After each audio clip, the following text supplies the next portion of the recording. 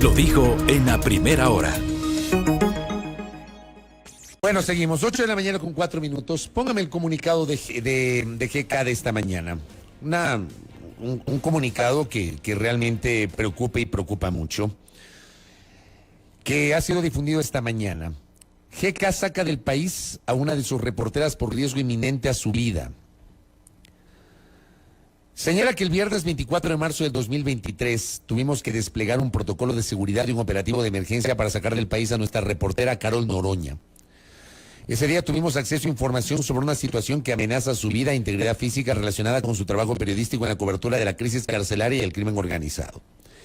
Carol está bien, en un destino seguro, donde cuenta con una red de apoyo. No podemos revelar dónde está por seguridad. Hacemos pública esta situación porque es una muestra de los riesgos que corren los periodistas en el Ecuador. Corolario de más de una década de ataques contra la prensa, estigmatización y virulencia, que en los últimos meses han desembocado en violencia física y en algunos lamentables casos la muerte. Las amenazas a los periodistas hoy llegan de varios frentes y es clave trabajar en identificarlos. Agradecemos a los varios organismos de derechos humanos y organizaciones de defensa de periodistas de América Latina y el mundo que trabajaron activamente con nosotros para garantizar la seguridad de Carol. Consideramos indispensable crear protocolos concretos para que las redacciones del país puedan identificar situaciones de peligro y poder tomar acciones de emergencia como la que nos vimos obligados a desplegar el viernes 24 de marzo de 2023. Está claro que los poderes del Estado deben impulsar esfuerzos concretos para garantizar las condiciones para el trabajo periodístico en el Ecuador. Hasta ahora son insuficientes. Los periodistas no somos mártires. Siempre he dicho yo esto. Ni ángeles, ni arcángeles, ni semidioses, ni seres iluminados. GK dice: los periodistas no somos mártires. Ninguna historia vale la vida. Hacemos pública esta situación para generar conciencia del estado del ejercicio del oficio en el país y para activar la generación de mecanismos que sea útil para otras redacciones, medios y colegas. Gracias, don Robert. Leo este comunicado y me espeluzno. Primero, quiero enviarle un abrazo muy caluroso, muy afectuoso a mi colega y amiga Carol Noroña. Carol, el día jueves o viernes de la semana anterior señalaba que iba a retirarse temporalmente del Twitter. Yo estaba por comunicarme con ella para saber qué pasó y de pronto nos encontramos con esto que es terrible. Termina siendo el reflejo de esta situación tan compleja que estamos viviendo y alguna gente se burla, minimiza, desestima y nos dice cualquier cosa.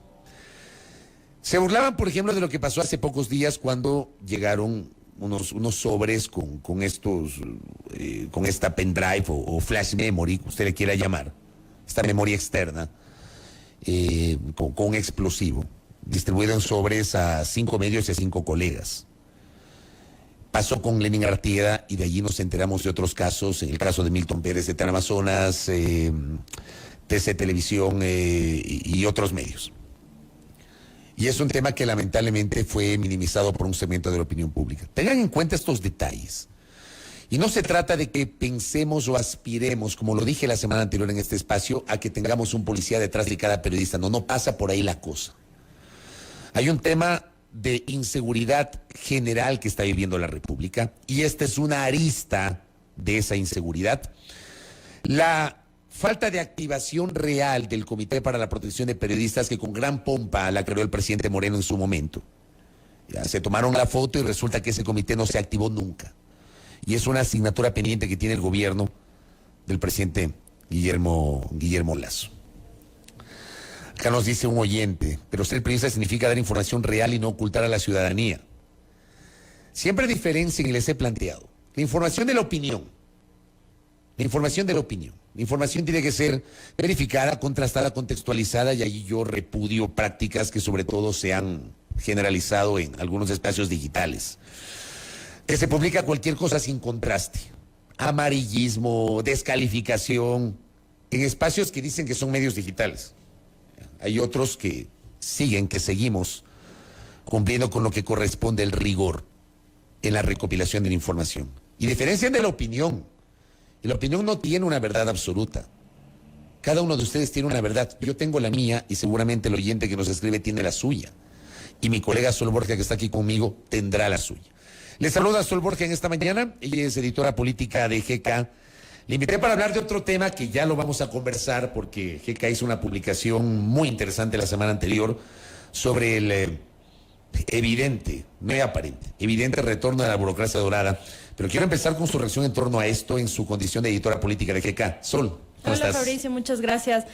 Bueno, el comunicado dice todo lo que públicamente se puede decir. Tú entenderás y la audiencia entenderá que en situaciones de riesgo lo que prevalece y lo que hay que cuidar, por supuesto, es la seguridad de la persona que está en riesgo. Lo que ocurre con Carol, lastimosamente, no solamente ocurre con Carol. La semana pasada veíamos con Karen, se me va el apellido de esta periodista Karen, no está en Quito, es en otra ciudad, que también tuvo una amenaza similar, digamos, similar en el contexto del ejercicio periodístico.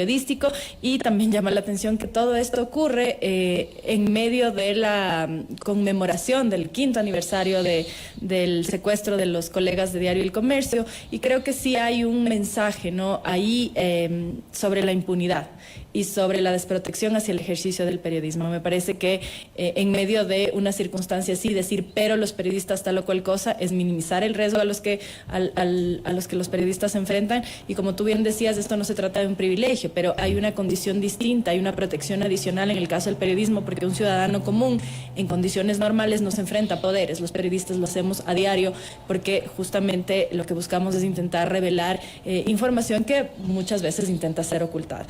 En un contexto tan delicado como el que vive el país, creo que es fundamental que la ciudadanía entienda también eso, entienda también los niveles de exposición a los que se enfrentan los periodistas, las mujeres con una condición adicional. Esto está estudiado también, y en esas circunstancias creo que la preocupación primordial también de los ciudadanos debe ser la garantía de los periodistas, porque sin periodistas simplemente no hay información.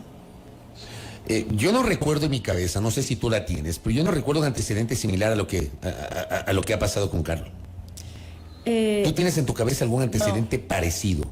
No, evidentemente en el caso de Carol conozco lo que ocurrió por ser compañera de trabajo.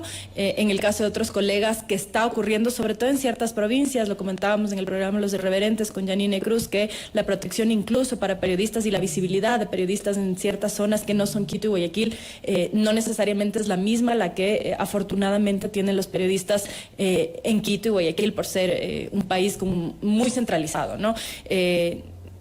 Quizá haya condiciones similares o quizá haya casos similares a los de Carol que simplemente no se hacen tan públicos por el contexto en el que se desarrolla. Claro que sí, a mí me parece terrible lo que ha pasado. Hoy se ha difundido y, como digo, le auguramos un pronto retorno a Carol una vez que las condiciones seguramente garanticen su seguridad. ¿Ustedes cómo están en GK frente a esto? Creo que como el país en general, preocupados por la situación del país, preocupados por esta falta de garantías, preocupados también y ocupados también en buscar mecanismos que nos puedan ayudar a hacer una cobertura adecuada en estas condiciones. De momento la cobertura en seguridad está suspendida en GK. Y esa es una decisión editorial porque, como bien decía el documento que tú leíste, ninguna historia, ningún reportaje, ninguna información vale la vida. Pero mira, logran el objetivo, ¿no? Logran el objetivo de provocar que un medio y una periodista dejen de cubrir los temas de seguridad. Sí, pero no importa. Sí, al final del día no importa. Es decir, si ese era el objetivo de quien sea que haya sido, ok, lo lograste, pero la vida de Carol y la vida del equipo y la vida de los periodistas tiene que primar por encima de la información. Es lastimoso que estemos arrinconados a esto, pero no hay mucha más opción que tomar una decisión que preserve la seguridad de la vida. Correcto. Pasemos de ese tema. Una cosa más. ¿El Estado ha dicho algo? ¿El gobierno ha dicho algo? ¿El Ministerio del Interior? ¿Alguien ha dicho algo? Que yo sepa, hasta ahora ha habido algunos acercamientos con algunas personas de forma no oficial.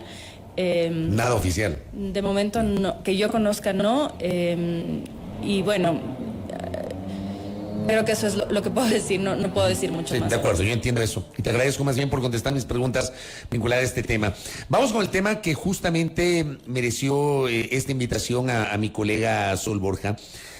La semana anterior, el 20 de marzo, El portal GK publica un trabajo periodístico que no puede de modo alguno pasar desapercibido.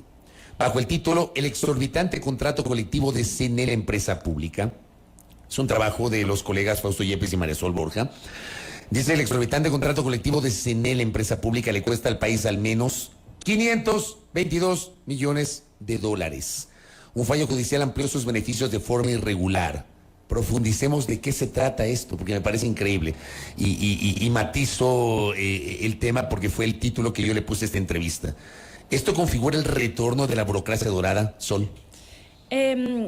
Por lo menos configuran alertas que podrían hacernos pensar que hay burócratas de primera y burócratas de segunda, trabajadores de primera y trabajadores de segunda. Si es que analizamos las ventajas exorbitantes, digamos, estamos de acuerdo que los trabajadores merecen luchar por sus derechos y merecen que se exija esto. Además, sabemos que para obtener pago de vacaciones, horas extras, etcétera, han sido luchas y reivindicaciones que son justas. Otra cosa es un poco los planteamientos que este contrato colectivo propone, ¿no? Y que de hecho ya se están ejecutando en muchos casos. Por ejemplo, temas como tener vacaciones. A todos nos pagan las vacaciones si tienes relación de dependencia, te siguen pagando tu sueldo. En este caso se pagan montos adicionales por vacaciones. No solamente tu sueldo, sino que tú te vas de vacaciones y te dan un monto adicional. Hay una especie de bono adicional. Exactamente. O sea, te vas de vacaciones y encima te pagan más. Exactamente. También tienes un beneficio que significa tanto para sueldos y pensiones que durante la vigencia del contrato, que en principio es un contrato que debe estar vigente por 3 años, desde 2018 a 2021. Sin embargo, hasta ahora este contrato no se ha cambiado por uno nuevo. En principio este contrato sigue vigente. Por la duración del contrato te aumentan $100 mensuales a tu salario. Es decir, en el cálculo que nosotros hicimos, una persona que gana $800 al inicio del contrato termina ganando $6,200 mensuales por este beneficio exorbitante. A ver, ¿y cómo llegas a esa cifra? Aumenta $100 mensuales. $100 mensuales. Sí. Se aumenta $100 mensuales en tu salario. Si partes de un salario de $800, llegas a 6,200 al cabo de 3 años. ¿En serio? Sí. Pensamos que había errores en la cifra, le hicimos revisar a otras personas, a expertos en derecho laboral, etcétera, y todo el mundo, o sea, nadie podía creer que eso pasara, porque ¿en qué trabajo te aumentan $100 mensuales? Mensuales, sí. Es absurdo. ¿Con qué más te encontraste? También tienes un bono por guardería, que en principio tú lees y dices, ok, un bono por guardería suena interesante, es importante que las madres que puedan ir a trabajar en grandes empresas puedan tener este beneficio. De hecho, hay muchas empresas privadas que lo tienen. Sin embargo, aquí encuentras un poco la trampa, porque en caso de que la empresa, porque CNEL tiene como estas sedes en distintas provincias, ¿no?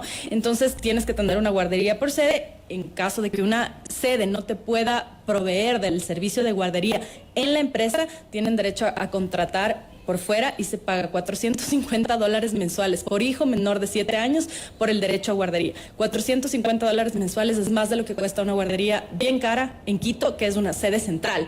Hago la referencia porque en provincias, en zonas más pequeñas, en ciudades más pequeñas, una guardería te puede costar 200, menos, 150, claro. 180, en el caso de las más caras. Claro, son realidades económicas distintas. Por supuesto, entonces sí resulta exorbitante un salario mínimo, que en este caso es $450. Si tienes 2 hijos, tienes $900 adicionales a los... Pero a ver, ese valor de guardería, ¿le pagan a la servidora? Constante y sonante si es que no tienes el servicio ofrecido por la empresa. Si la empresa ofrece el servicio y tiene su guardería instalada ahí, entonces ya no te dan. Pero si no tiene, que es el caso de varias sedes, entonces te dan en efectivo $450 por hijo.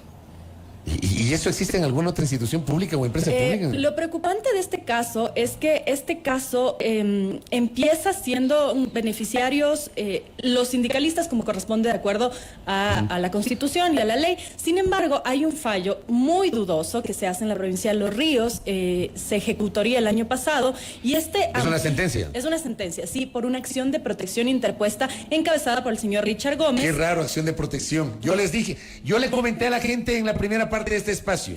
Ya, el tema de las acciones de protección, que es una deuda pendiente que no se resuelve. Aquí estás mencionando otra. Háblame de esta acción de protección. Esta acción de protección es interpuesta por el señor Richard Gómez, hoy representante de los trabajadores ante el Consejo Directivo de IES, sorpresivamente en el mismo lugar en el que él interpuso la misma acción para quedarse en su puesto en el IES. Recuerda que hace unas semanas hubo toda esta polémica que impugnaban su puesto, digamos, que decían él no puede estar ahí. Claro, ese beneficia de una acción de protección y por eso llega a ser vocal de los trabajadores en el Consejo Directivo del IES. Así representante de la CUT, además. Y esta acción de protección está interpuesta en Los Ríos, la que él pone para quedarse en su puesto. En la misma provincia, en Los Ríos, se interpone esta acción de protección encabezada por el señor Richard Gómez en favor, decía él, ese es el argumento, de los trabajadores de CNEL, pero para ampliarlo. Es decir, ya no solamente, según la ley, tú tienes, los servidores públicos se rigen a una norma, los trabajadores u obreros se rigen a otra. Esto está establecido desde la Constitución en distintas normas.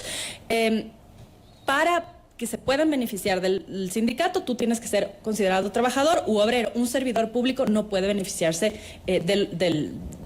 valga la redundancia, de los beneficios del sindicato. Sin embargo, esta acción de protección lo que pretendía justamente era ampliar los beneficiarios. Es decir, originalmente había 4.150 trabajadores que eran considerados trabajadores u obreros y que por lo tanto estaban bajo la égida del Código del Trabajo, por ende trabajadores sindicalizados, por ende beneficiarios de un contrato colectivo. Un contrato que de por sí, sin ampliar los beneficios, ya es escandaloso. Pero una vez que hay este fallo, lo que propone el señor Gómez a la cabeza del sindicato es ampliar los beneficios a los servidores públicos, lo cual en principio podría ser inconstitucional, de acuerdo a varios expertos, porque la Constitución no te permite que los servidores públicos sean amparados por el contrato colectivo. Claro, por eso tienes la ley del servicio público, antes ley de servicio civil y carrera administrativa. Exactamente.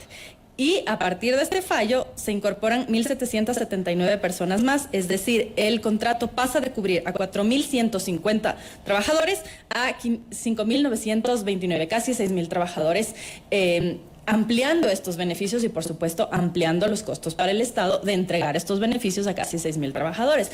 Lo sospechoso de esta acción de protección, y por eso te decía, porque tú me preguntabas si es que hemos visto, si es que esto pasa en otras empresas, lo preocupante es que otras empresas públicas están intentando tomar esto como un precedente y aplicar lo mismo, es decir, ampliar los beneficios del sindicato a los servidores públicos. Y ya está pasando en CNT, en Petroecuador, de las que se me vienen ahorita a la cabeza, y en SELEC. En estas tres ya se está planteando hacer algo similar. Algo parecido. Sí. O sea, se les abrió el ojo. Por supuesto, por supuesto. Y lo sorpresivo de esta acción es que, digamos, para que se entre en vigor este contrato, debía haber un dictamen del Ministerio de Finanzas. ¿Cómo se hace un contrato colectivo? Un contrato colectivo se firma, si es que no llegan a acuerdo las partes, van al centro de arbitraje del Ministerio de Trabajo, y en el centro de arbitraje del Ministerio de Trabajo, dos representantes de la empresa, dos representantes de los trabajadores y que es el presidente de esta especie de consejo, que es un representante del Ministerio de Trabajo, tienen que votar en favor o en contra. Para que un contrato colectivo quede vigente, es necesario que haya un dictamen del Ministerio de Finanzas que te diga si hay dinero. O por lo menos... O sea, a ver, no basta solo con la aprobación del Ministerio de Trabajo. No, tiene que haber un dictamen que se presenta ante el Ministerio de Trabajo. Que establezca la disponibilidad económica. Exactamente. Hay una discusión jurídica en la que no vamos a entrar, porque algunos te dicen no, en el caso de empresa pública no tiene que presentar, pero hablando con gente que ha trabajado en esto años, dice, nunca en mis 40 años de trabajo yo he visto que se firme un contrato colectivo sin que haya por lo menos un oficio del Ministerio de Trabajo que diga, a nosotros no nos corresponde, les corresponde a ustedes, o si hay dictamen. Es decir, tiene que haber un pronunciamiento del Ministerio de Finanzas que no existió en este caso. En el reportaje nosotros citábamos al exministro Francisco Vacas, él decía que eso ya puede ser una razón de nulidad de este contrato, porque simplemente no existía ningún pronunciamiento del Ministerio que diga si tenemos, no tenemos, o ustedes, empresa pública, digan si tienen, etcétera, porque iba a implicar una salida de dinero mucho mayor. Hasta ahora al Estado está contemplado que le cuesta más de 500 millones de dólares. ¿Cuándo se firmó este contrato colectivo? Una semana antes de que el presidente Moreno salga del cargo, en mayo del 2021, días antes de que él salga del cargo. ¿Y quién era ministro de Trabajo en ese tiempo? ¿Recuerdas? No lo recuerdo ahorita, no recuerdo quién era, pero lo que me llama la atención de la firma... me parece que era. ¿Quién? El doctor Itz me parece que era. Podría ser. Sí, podría ser él. Lo que llama la atención, porque nosotros pedimos entrevista con el ministro de Trabajo ahorita en funciones, evidentemente no fue él quien firmó, y realmente el ministro de Trabajo per se no es que se mete a revisar qué dice el contrato, ¿no? Pero sí es una responsabilidad política, en principio, del Ministerio de Trabajo, sobre todo cuando ha habido esta falta. Y no solamente esto, porque ya esta podría ser una primera irregularidad en el contrato. Perdón que te interrumpa, Andrés Sitch era el ministro exacto. Andrés Sitch Pérez fue el último ministro de Trabajo del presidente Moreno. Mi pregunta es, ¿él firma el contrato o no? No. ¿Y ese ministerio avala o no avala ese contrato? Lo que hace el ministerio es el centro de arbitraje. Entonces, en principio, a mí, que no soy experta en contratos y que un poco investigando esto hemos entendido de qué va, me parece que, porque a ver, digamos, hay 5 votos, ¿no? Uno es el representante del Ministerio del Trabajo, que es un funcionario de apellido Febres Cordero, que de hecho todavía está en funciones. Hay 2 representantes de la empresa, es decir, de CENEL, que deberían haber garantizado el bienestar de la empresa y de sus recursos, y tienes 2 representantes de los trabajadores. En principio se entendería que si un contrato colectivo no es apropiado para los intereses de la empresa, vas a tener los 2 votos de la empresa en contra del contrato colectivo. Lo que llama la atención es que aquí hay 2 trabajadores, lo cual se entiende que votan a favor, pero hay un representante de la empresa que vota en favor de este contrato. Tanto el representante del ministerio como el otro representante. La propia empresa pública avaló ese contrato colectivo con estas condiciones. De los 2 votos hay un voto de la empresa a favor. Entonces tú te preguntas, ¿cómo pasa esto? ¿Cómo una empresa, sabiendo, porque hoy le entrevistábamos a Joaquín Ponce de EMCO, hoy por hoy, recién posesionado, relativamente recién, en diciembre, y él decía, esto podría poner en dificultad, cuando hay contratos que tienen beneficios exorbitantes, en dificultad las finanzas de la empresa, y es evidente. Es evidente, si es que hasta ahora ya han pagado 238 millones de dólares solamente en beneficios exorbitantes, porque no son beneficios correctos, adecuados. Los que yo les cité son simplemente 2. Si ustedes se ponen a leer el reportaje se van a dar cuenta que hay muchísimos más, unas indemnizaciones exorbitantes. Comparábamos una persona en el sector privado o incluso un empleado en el sector público que no tenga estos beneficios con cuánto sale de indemnización versus cuánto sale un sindicalista. Son 3-4 veces más de indemnizaciones adicionales a las que tú tienes derecho como cualquier empleado que esté afiliado al IES. Acá, por ejemplo, un amigo me escribe y me dice, yo pago, aquí en Quito, yo pago 220 una guardería muy buena cerca de mi casa, en el norte de Quito. Sí. ¿Qué tal? Yo te puedo decir, una guardería en el Quito Tenis, nosotros averiguamos, una guardería en el Quito Tenis, uno de los sectores más exclusivos de la ciudad, no te cuesta más de $280. Y acá pagan 400 y pico. 450. Por 2 hijos, $900. Sí. Qué bárbaro. ¿Qué me dice acá Sergio?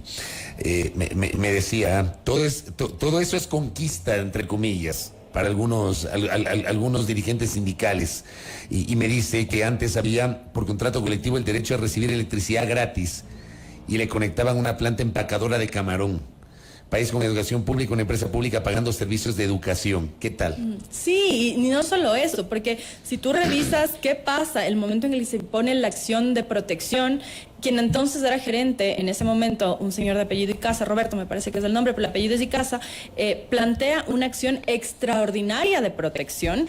En teoría se entiende que para frenar esta acción de protección puesta por los trabajadores, es decir, para impedir que los beneficios del contrato colectivo se amplíen para 1000 y pico más de trabajadores, y en una acción muy extraña y muy poco ortodoxa, poco después de plantear la acción extraordinaria de protección, pide que se la deseche el propio representante de CENEL. Es decir, primero dice, pongo una acción extraordinaria de protección para evitar que esto pase, y luego dice, no, ya no pongo, y la retira. O sea, el propio que propuso, que pidió, la retiró. Sí. El representante es en el que en ese momento era el gerente. No se sabe por qué, no se sabe. Nosotros lo buscamos para que nos dé su versión. O sea, desistió. Desistió de la acción. Claro, la respuesta que le da el tribunal es, no se puede desistir, pero entonces sí se la rechazas o se la desestima. Es decir, ahí hay un juego de palabras, pero finalmente lo que terminó ocurriendo es que no hay acción de protección. El Estado un poco deja que se haga lo que se tenga que hacer y se ejecutaría por el Ministerio de la Ley, dicen ellos en el fallo. Acá hay una parte del reportaje, lo que me mencionaba Sol, respecto de los beneficios por retiro voluntario. No es que te votan, sino que te vas. Dice, si un trabajador renuncia, CENEL debe pagarle 7 salarios básicos unificados por cada año de servicio. 7. Ese es un monto adicional al desahucio establecido por la ley, que es de un 25% del salario por cada año completo de trabajo. En 2023 el salario básico unificado en el Ecuador es de $450. Eso significa que si renuncia una persona que ha trabajado 10 años en la empresa pública, independientemente de cuánto fuera su salario, al renunciar recibirá un monto aproximado de $31.500. Cuando renuncia un empleado público no sindicalizado, un empleado privado no recibe ningún monto adicional al desahucio. De acuerdo a esta cláusula del contrato colectivo, además, si la terminación de la relación de trabajo se produce por la muerte del trabajador activo, la empresa entregará a sus familiares el valor correspondiente a la liquidación por retiro voluntario determinada en el presente artículo. Así mismo. ¿Qué tal? Sí. Además, tienes una cláusula que te obliga a que haya estabilidad laboral por 8 años. No te pueden despedir sin indemnizarte con todos estos y varias otras cláusulas por lo menos 8 años. Es decir, tú y yo, mañana nos contrata la empresa X, nos van a decir tiene 3 meses de prueba y luego te hacen normalmente un contrato de un año. De un año. Y después del año ya veremos. Ya se hace indefinido, sí. claro. Pero aquí, de entrada, tu contrato es de 8 años. De entrada es indefinido. Sí. Digamos 8 años, perdón. De entrada es 8 años. 8 años de estabilidad. Te dan de entrada una estabilidad de 8 años. No te dan los 3 meses de prueba. 8 años de estabilidad. El contrato dice que una vez que un empleado entra, tienes 8 años de estabilidad. Por ende, todos los cálculos que se hacen sobre la estabilidad se hacen a partir de los 8 años. Y lo del despido acá dice indemnización por despido. Sí. Si el empleado gana $800 y es despedido a los 10 años del trabajo, recibiría aproximadamente $96,000. Wow. Adicionales a lo que le da el IES. Esto no tiene nada que ver con las indemnizaciones que tú renuncias o te botan de una empresa y el IES te da. Esto es otra cosa, es aparte de eso. Dice, a ese valor se debe sumar bonificaciones y indemnizaciones que corresponden por ley a quienes están afiliados al IES, en este caso aproximadamente $10,000, es decir, recibirá $106,000, la inevitable comparación. Sí. Un empleado público sin estos beneficios recibiría únicamente las bonificaciones e indemnizaciones que corresponden a la supresión de su partida. Son máximo 5 salarios básicos por año, es decir, $22,500. Nota la diferencia. De $106,000 a $22,500 o de $22,500 a $106,000. Más de 5 veces. ¡Qué barbaridad! Y esto es una comparación entre empleados públicos. Un empleado público sindicalizado con CENEL, un empleado público no sindicalizado. Estoy absorto y acá te tengo un montón de mensajes. Acá Jimena Ponce me dice, es sorprendente e indignante este tipo de monto de beneficios. Pero clarito está que el Estado es el que lo permite. Sí, por supuesto, es que esto no puede haber pasado sin la complicidad del Estado, por decirlo menos, ¿no? Por lo menos hay omisiones y esto se debería observar. De hecho, cuando hacíamos el reportaje nos decían que incluso debería haber una observación de Contraloría por el buen uso de los fondos públicos, que de momento sabemos que no se ha hecho un examen especial. A este contrato en específico no se lo ha hecho. Mira el mensaje que recibo de una persona que nos escribe. Nosotros laboramos en la gobernación del Cañar, dice.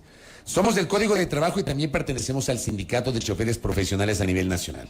Pero lamentablemente no nos pagan los derechos que nos corresponden, como alimentación, subsidio familiar, transporte, porque nos dicen que no tenemos un contrato colectivo.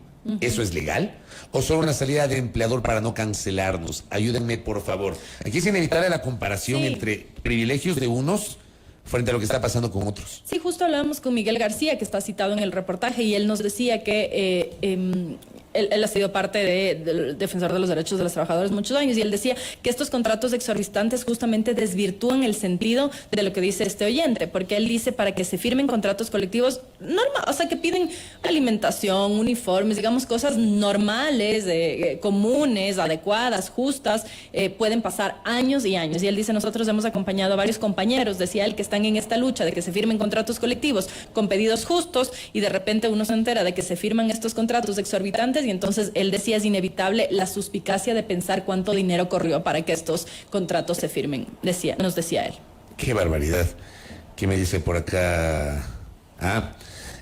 Nahuel Mendoza me dice que hace meses atrás el entonces asambleísta y hoy prefecto electo de Azuay, Juan Cristóbal Lloret, denunció estos contratos colectivos por pagos de sobresueldos, especialmente de CENEL. Se encontró que había trabajadores que llegaban a ganar entre $5,000 y $6,000. Una de ellas era secretaria, lo dijo Sol. Sí, justamente es por este aumento probablemente de los $100 mensuales. Si te aumentan $100 mensuales, empiezas con 800, terminas con 6,200. Incluso la Constitución pone algunos techos, ¿no? Que incluso podrían estar siendo superados. Por lo tanto, nuevamente podríamos regresar a que es inconstitucional. Y mira tú lo que son las cosas, ¿no? Y te digo porque conozco. Hay casos en instituciones públicas como la Asamblea Nacional donde tú tienes funcionarios que tienen más de 17, 18 años trabajando en la función legislativa y no tienen nombramiento. Sí.